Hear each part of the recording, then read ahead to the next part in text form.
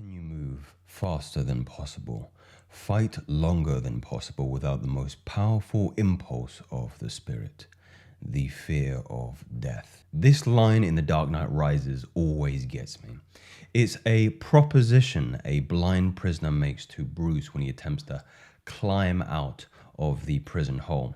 It's a lesson I keep coming back to in lieu of maybe a little progress that you might be experiencing in your present life. There is little reiteration needed on the comfort of modern life, a selection of endless entertainment at your fingertips from a variety of progressively larger screens and even the most immense technology the world has ever seen in terms of, virtual reality. The opportunities to experience convenient pleasure have never been more ubiquitous, so pervasive and all-consuming. Though pleasure in and of itself can hardly be described as immoral or wrong or bad, its nature today can be likened to a slow poison in your veins that nullifies man, neuters him, as he falls prey to the most comforting nature it affords him. This is a thought that I'm sure has permeated your consciousness at one point in your life. I wanted to make the more direct point that it is the satisfaction of specific sexual and nutritional, if you can call it nutritional, needs that is a knife between the ribs of modern man, and it has punctured your lungs, making it difficult to take in a full breath. And while you might struggle along for years taking sips of air, eventually you'll drown in a pool of your own mediocre blood. Now, there is a scientific premise to this particular notion, and this phenomenon is known as the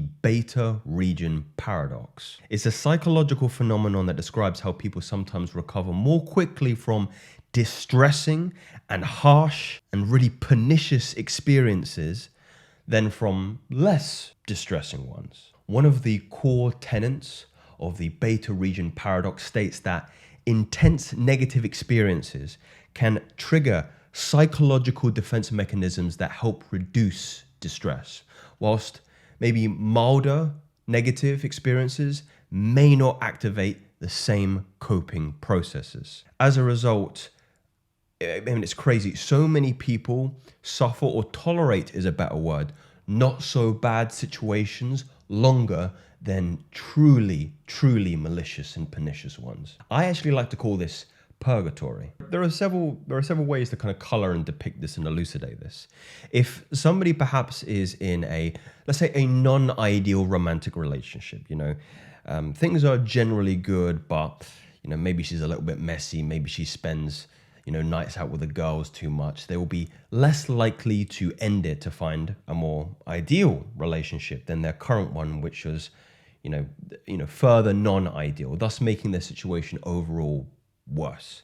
The same would be true if there was maybe a non-preferential job. This one is so common. A non-preferential job, it's acceptable, it gets the bills kind of paid, and comparatively to the strain in finding a better job, they get stuck in this region alpha place. Another useful example, if someone prefers living in a tidy home, a small mess might not be enough to start cleaning up, but if you've got a big mess, there's vomit and blood all over the floors, yeah, that's going to be discomforting, and you're going to have to start to clean up before maybe the police get involved. I don't know. This is wearing a safety rope you're using in attempt to climb to freedom, and my proposition is to make the climb without the rope. The same in the movie, by leveraging the most primal strength of the human condition, which is fear. Now, I really hate when guys say they have no fear, they fear nothing, they fear no man.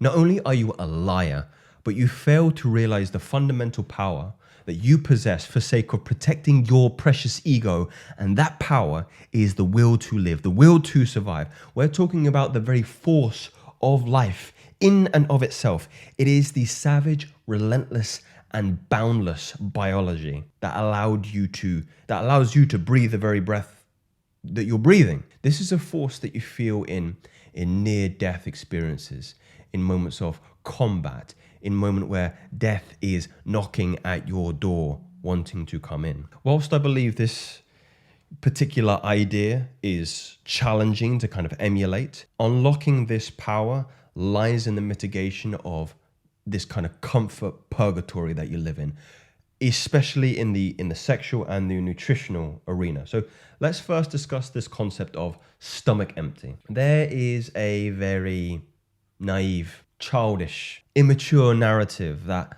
the longer a man goes without food in his belly, the weaker and closer to his grave he moves. The premise of keeping your stomach empty is rooted in the idea that it taps into a primal power that our ancestors relied on to ensure their survival and consequently our existence in the world here today. We are only here because our ancestors were able to go through, for 1 day, 2 day, 3 day, 4 days without food in their belly, in which they activated what I prefaced is their inner savage, their inner hunter. This concept aligns closely with this idea of transmutation, which is very, very popular on this channel, which involves transmuting the energy, from one form into another. And I believe that particular energy in this example is the conversion of fear and anger into a discipline or survival. This process involves kind of awaking a secondary force within your body. I like to call this your co-pilot. So imagine, if you will, you're flying a plane, right? Whereby you are the primary pilot, which represents your conscious mind. And as you begin to veer off course, perhaps straying into dangerous territory, the co-pilot suddenly becomes more vocal and starts to guide you back on track. So in the context of fasting, the longer and longer you're going without food, the inner co-pilot starts to come online and activate, and it starts to sharpen your instincts, your awareness. It tells you where you are deviating from your path. It's urging you to acquire the sustenance, and in the process it's going to optimize your body's functions, muscle sparing mechanisms, enhance mental clarity, focus, and attention. All these things in an attempt to get you to the sustenance that you require. And you can go into the minutiae of this. You can talk about growth hormone. You can talk about activation of stem cells. You can talk about initiating a detoxification process that clears out decomposing food and repairs and eliminates damaged cells. In essence, fasting makes you more efficient. It heightens your senses. It makes you more alert, and ultimately it makes you more formidable. You are more dangerous the closer to death you are. Now, balls full represents a failure in the prime directive to procreate. So, what do I mean by that? So let's do this backwards. Let's look at the antithesis to that particular statement. So constant ejaculation, be it virtual, be it physical, communicates successful reproduction to the human body. It demonstrates that it has completed its job, which is why orgasm and eating are so pleasurable. They're a feedback loop. They're a little pat on the back. Well done. You've done it. You've won. You've completed the game. But what does addiction to the former mean for your psychological temperament? Well, it means that you have no means to adapt, grow, evolve, and generally improve yourself. I mean, imagine winning gold in the 100-meter sprint. You break the world record. And at the end of the finish line, when everybody's celebrating and everybody's getting their medals on, the coach says to you that you got to get back in training tomorrow to beat your time. It doesn't make any sense to you. You've just won. You've just broken the world record. You are the champion. You're the greatest. I'm not going to go train. I'm going to go on holiday. I'm going to go relax. I'm going to go enjoy the fruits of my labor. In the same way, this is how you deceive your body, especially with explicit content, because in reality, you haven't won the 100-meter sprint. You've been playing a video game that you've won the 100-meter sprint while you're fat and lazy sitting on the couch. So what conversation are you having with the body when you are celibate for 30 days?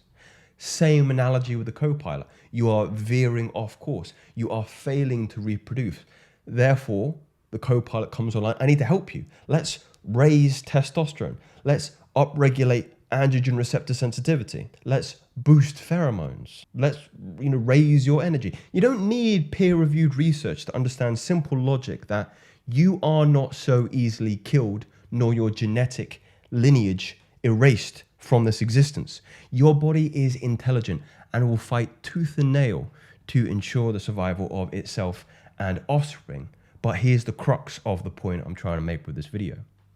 most men will never experience the full force of his inner co-pilot until he stops deceiving it with artificial means of comfort. Porn isn't real sex. Junk food isn't real food. Video games aren't a real adventure. Keep your balls full.